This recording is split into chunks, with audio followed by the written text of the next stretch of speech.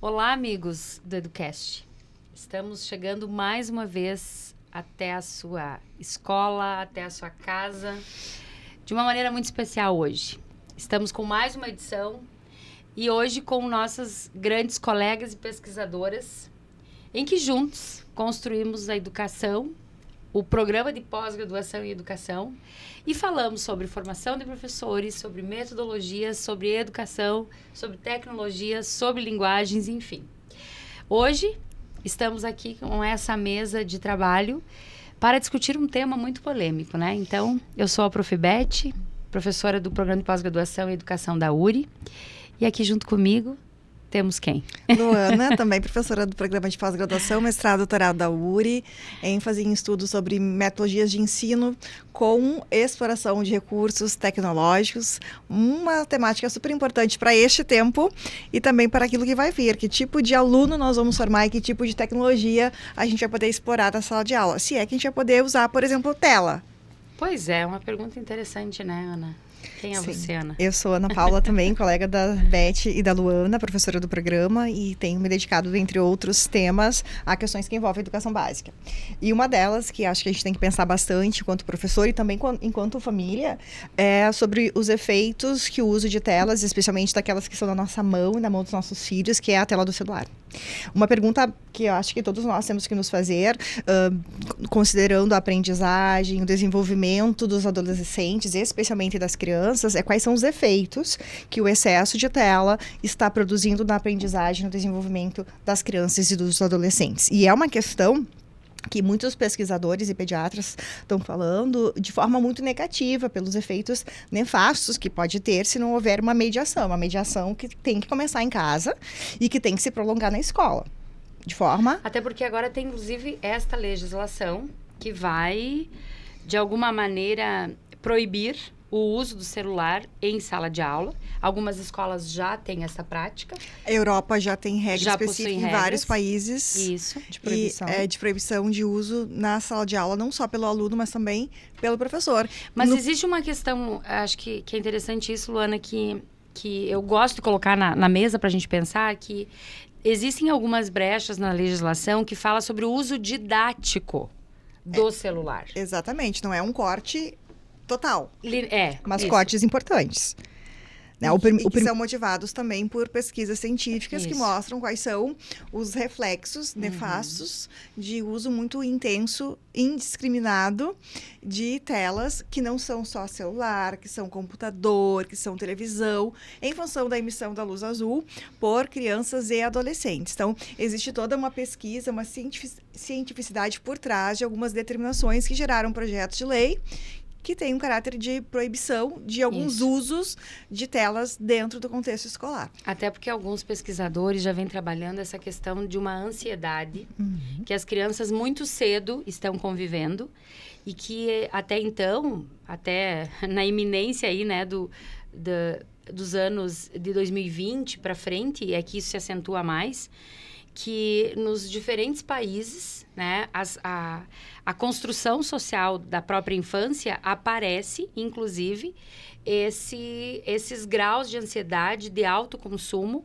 porque nos canais em que essas crianças estão tendo acesso em casa, muitas vezes não tem um adulto que oriente o tempo, que oriente e selecione o tipo de programação e que, por vezes, elas vão consumindo um conteúdo que não é para a faixa etária delas e que não é nem para o processo neurológico delas. Então, os cuidados que principalmente as famílias precisam ter é muito grande, mas que lá, quando chega na escola, esta mesma criança, quando ele se encontra com os pares, o comportamento social dele começa a ter uma reflexão, porque, por vezes, os sentimentos de ansiedade, de não socialização, de um não vocabulário, por vezes até dentro daquela linguagem, né, que cada faixa etária vai desenvolvendo, isso não aparece. E isso começa a preocupar também os professores. E, além disso, tem outros fatores extremamente importantes que precisam ser refletidos pelas famílias e pelas escolas. Um deles está associado ao fato de que pesquisas também estão apontando que crianças que ficam muito tempo conectadas aos celulares, e especialmente às redes sociais, que produzem conteúdos de baixa qualidade, vídeos muito curtos, tudo isso traz um efeito rápido, que é a dificuldade de concentração. Então, habilidades de que envolvem concentrar-se um determinado tempo, meia hora, uma hora, para realizar uma atividade, isso tem sido observado que essas crianças já não conseguem apresentar, não desenvolvem mais isso. E uma das razões seria o fato de eles estarem muito habituados aos vídeos curtos, rápidos, que não permitem uma concentração. E associado a esse mesmo fator vem outro efeito perverso, que é justamente pelo fato de todos esses materiais não possibilitarem leituras críticas, não terem aprofundamento, serem rasos, trazerem fake news e terem uma abordagem extremamente superficial, essa superficialidade acaba também transparecendo nas leituras que deixam de ser feitas, nas leituras que passam a ser também rasas, e todo esse mundo superficial, frágil, que passa a ser a vida do aluno. E aí nós temos um terceiro efeito, que é que o aluno, a criança, o adolescente, ele já está tendo dificuldade de viver no mundo real. Sim. Porque aí ele não tem o discernimento de que aquilo é para a rede social, aquilo é para a internet, tem uma circunstância específica, mas que a vida real é fora da tela. Totalmente diferente. E aí ele não sabe dialogar, ele vai para o recreio e ele não consegue se desprender da tela, ele não conversa, ele não brinca, as crianças têm dificuldade de correr, de fazer um toque de bola.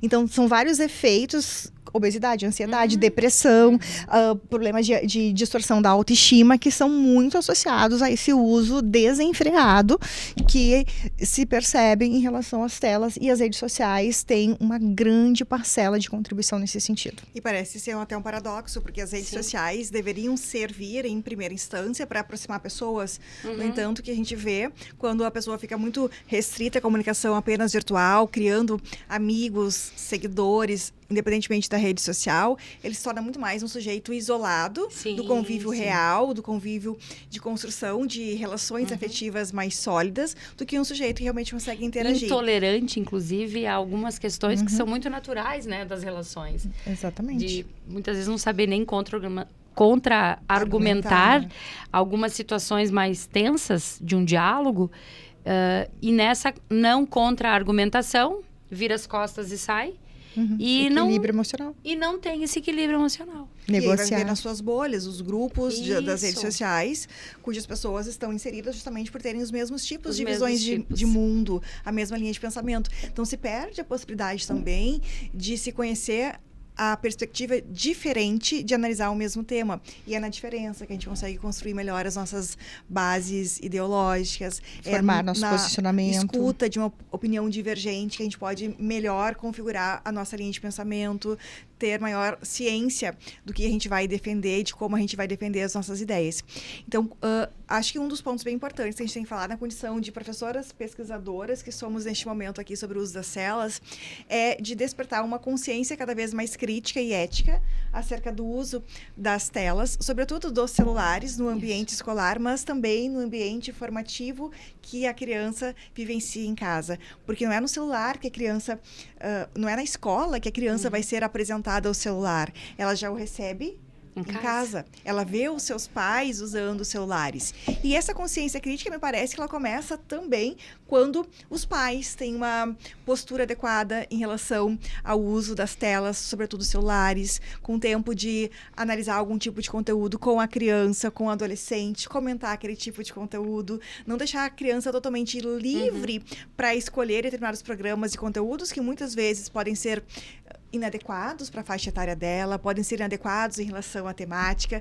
Vamos lembrar também que a internet, ela é livre, ela não tem o filtro como há, por exemplo, na televisão, em que nós temos ainda uma espécie de regramento com as faixas etárias indicativas do que é apropriado. A rede social é livre.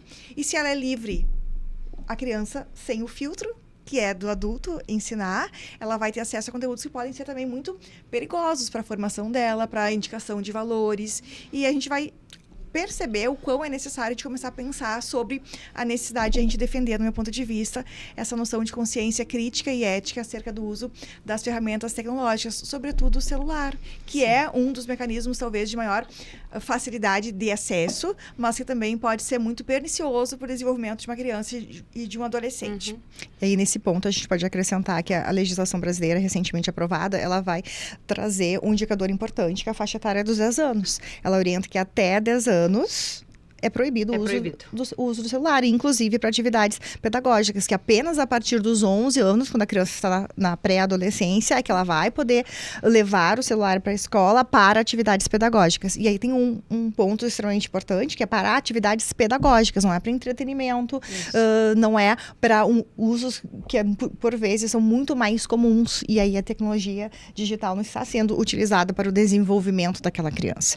E também eu vejo, Ana e Luana, que nesse ponto a escola também precisa dar um passo de como ela vai regulamentar no seu cotidiano essa questão da lei. Porque se o pai realmente precisa falar com o filho, ele pode entrar em contato com a escola. Com os canais oficiais. Os canais oficiais. E alguém vai chamá-lo na sua sala, alguém vai direcionar o recado ou, enfim, a urgência. Mas me parece que em virtude de uma série de mudanças que aconteceram também nas políticas públicas, as escolas não necessariamente têm hoje um professor que é o mobilizador da discussão do uso dessa tecnologia dentro da escola.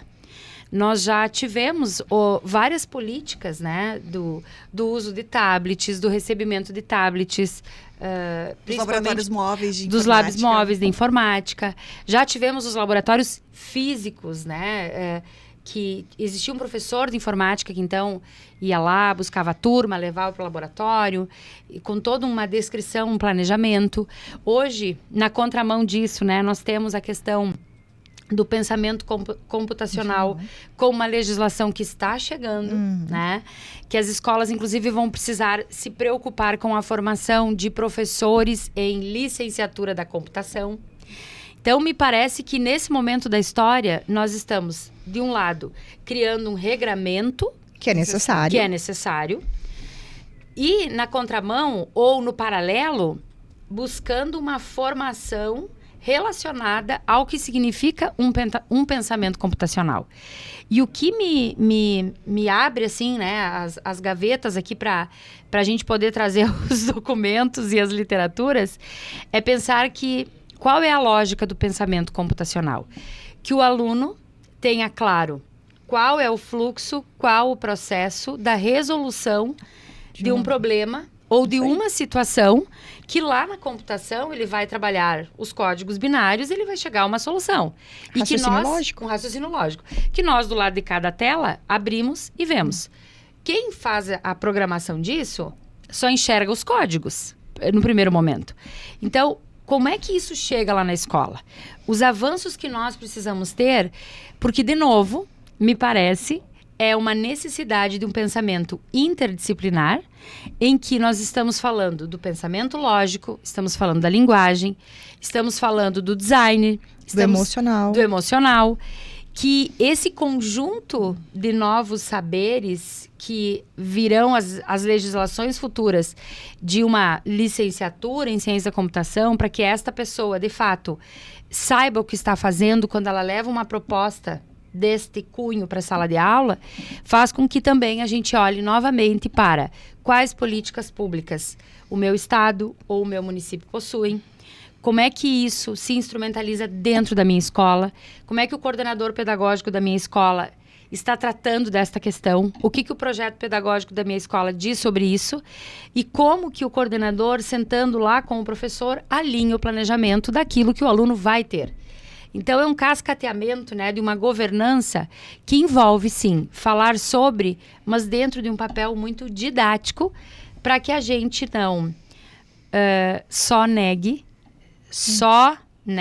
denegar o uso, mas dar este passo para como a escola faça uso didático mesmo, né, de softwares e de processos relacionados a uma questão muito didática de compreensão escrita dos fenômenos em todas as áreas do conhecimento que vão ser postos e que, de alguma forma, a experiência da computação pode vir como também, né, uma possibilidade de um artefato em que o aluno use uma linguagem que é muito própria dele, para que ele, de fato, consolide a sua aprendizagem. E que vai ser adequada para enfrentamento de demandas atuais do nosso tempo. Talvez nós estejamos pensando em crianças que daqui a 15, 20 anos vão desempenhar funções profissionais de carreiras que a gente ainda não conhece, que vão ser criadas a partir dos próximos anos. Sim. Então, nós vamos precisar pensar também na formação do formador dessa criança.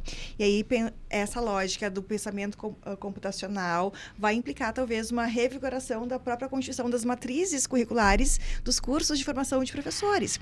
Eu tenho uma formação em letras, mas eu também vou ter que me preparar para ensinar o meu aluno a usar uma tela para checar uma informação, para saber se ela está correta ou não, se ela é legítima ou não, checar uma fake news, para usar um chat GPT para fazer uma busca de texto ou de pesquisa, ou até para usar o chat GPT para comparar os processos criativos humanos com os processos de criação de textos por meio da inteligência artificial. Como que eu, na área de letras, vou ter essa habilidade toda? Porque o meu aluno vai ter o chat GPT em algum momento da sua vida sendo acessado. O chat GPT vai estar no seu ambiente de trabalho. Se não for este, vai ser um outro tipo de ferramenta de inteligência artificial. Então, eu preciso, na condição de professora, ter acesso a alguns elementos condicionantes de uma prática pedagógica que não vai ser limitadora no sentido mais literal do termo, de negar a existência ou a presença de algumas ferramentas tecnológicas na sala de aula, mas tirar um proveito produtivo, consciente, ético